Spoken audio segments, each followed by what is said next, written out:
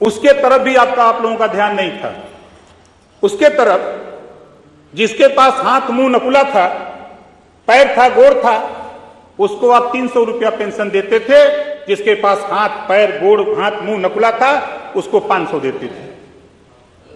बधाई देता हूं माननीय मुख्यमंत्री योगी आदित्यनाथ जी को, 300 से बढ़ा के 500 किया, आज 1000 रुपया कर दिया। 1000 रुपया, ये आपको नहीं समझ में आएगा, ये बात नहीं समझ में आएगा आपको। दूसरी चीज नहीं समझ लीजिए, काहे घबरा रहे हैं? हमारी मंत्री की चिंता आप मत करो, अपनी चिंता करो कि 27 में आप लोग कुछ लोग बचोगे कि नहीं बचोगे, इसकी चिंता आप करो, हमसे मत पूछो। मैं बार बार कहता हूं, हमारी चिंता मत करो। देखो जो मैं बता रहा हूं भैया, देखो आपकी भी सरकार थी, जरा अपना दिल पे हाथ रख के देखो। हम महाराजा सुहेलदेव जी के वंशज हैं, हम महाराजा सुहेलदेव जी के वंशज हैं। माननीय मुख्यमंत्री जी बैठे हैं, अगर आपके आजमगढ़ में विश्वविद्यालय खुला तो भारतीय जनता पार्टी की सरकार में खुला। आप सांसद थे हमारे 55 के नेता, लेकिन याद नहीं आया। आप चले जाइए बहराइच, पार्क बना है, जाके देख भी लीजिएगा, कहीं कभी टहलते हुए जाइएगा। अगर तेल का पैसा दिक्कत हो तो हमसे ले लीजिएगा, जाके देखिए। महाराजा सुहेलदेव की भव्य मूर्ति बनी है और पूरा पार्क बना, चित्तौड़ा झील का सौंदर्यीकरण हो गया। और आगे देखिए, और सुनिए तो भाई, और आगे देखिए। ये लोग भाई देखिए, माननीय अध्यक्ष जी जरा व्यवस्था दीजिए, माननीय अध्यक्ष जी जरा व्यवस्था। इधर की सरकार अवधेश जी सब नकल रहित परीक्षा कराना चाहती थी, इधर की सरकार नकल रहित परीक्षा कराती थी। महापुरुष की सरकार नकल रहित परीक्षा करा करके दिखा रही है, महापुरुष सबके हैं, जागरूक करके। महापुरुष सबके होते। ये काम तो नहीं समझ में आ रहा, नहीं दिखाई दे रहा है। अब आगे देखिए, महिला यात्रियों को परिवहन निगम की बसों में निःशुल्क यात्रा।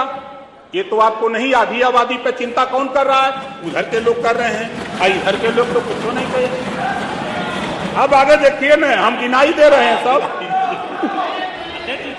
ये नहीं, आप सुनिए भाई, देखिए पूर्वांचल एक्सप्रेसवे आप लोग भी आते होंगे, आजमगढ़ के, मऊ के, बलिया के, गाजीपुर के लोग आते हैं। आप सही काम का उसका, अब आपके नेता ने अगर आगरा एक्सप्रेसवे बनाया, भाई सुनो, देखो हम आप बोल रहे थे तो मैं नहीं बोला। आपके नेता अगर बोलने लगेंगे, ओम प्रकाश राजभर खड़ा होके एक एक सवाल पर बोलेगा तो आपको बुरा लगेगा। आपको आप भी नहीं बोले, ये भी नहीं बोलेंगे, बुरा लगेगा तब आप नहीं आप भी नहीं, ये भी नहीं। हम बोल रहे हैं, हम तो कुछ कह नहीं रहे हैं। आप बोलिए, सही बात है, आप पीछे उनके चक्कर में पड़े, आप बोलो। माननीय अध्यक्ष जी, नहीं माननीय अध्यक्ष जी, प्लीज बोलिए। ये पीडीए बहुत चिल्ला रहे हैं। अभी हमारे साथी आशीष पटेल जी बोल रहे, मंत्री जी, कौन कोई तो उनके ऊपर इशारा था। हमारे माननीय संजय निषाद जी बोल रहे थे तो बड़ा इशारा था पीडीए का काम तो इधर हो रहा है भाई।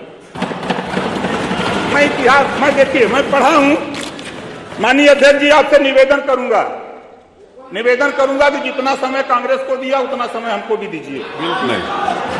नहीं, हम आपसे अनुरोध कर रहे हैं। नहीं, सबको देना है। आप नहीं, हमारी बात मान्यवर पूरा हो जाए। नहीं, आप खत्म करिए। नहीं, बात आई है पीडीए की, इस नाते मैं कह रहा हूँ। नहीं, आप संसदीय कार्य, आप अपनी बात सीधा करिए, आप इधर उधर के चक्कर में मत रहिए। सपा सरकार ने अपने कार्यकाल में पिछड़ा वर्ग विभाग को औसतन 1300 करोड़ रुपया प्रतिवर्ष छात्रवृत्ति के लिए बजट देते रहे। और इधर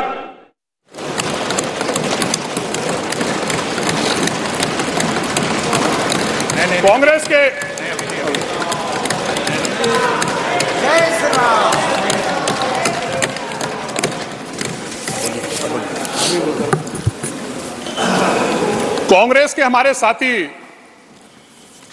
तो उन पंचतीर्थों को कभी जाके उनके दर्शन भी नहीं करे होंगे, क्योंकि केवल आप दिखावा करते हैं। ये नरेंद्र मोदी सरकार है जो बाबा साहब के लिए समर्पित है, बाबा साहब के विचारों के लिए समर्पित है।